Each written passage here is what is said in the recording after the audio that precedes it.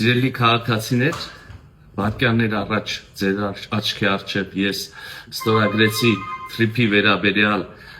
Միացյալ Նահանգներ Հայաստանի Հանրապետություն շրջանակային համաձայնագիրը, հիշում եք, օրեր առաջ այն նախաստորագրվել էր իմ եւ ԱՄՆ պետքարտուղար Մարկո Ռուբիոյի կողմից մայիսի 26-ին, ընդամենը օրեր առաջ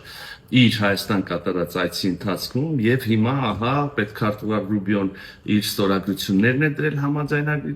տակ եւ ուղարկել է, առաքվել է փաստաթուղթը Հայաստան եւ այժմ արդեն ես էլ հայկական կողմի ստորագրությունները դրեցի, սրանով հերավար ստորագրման գործընթացը ավարտված է եւ համաձայնագիրը պատրաստ է վավերացման։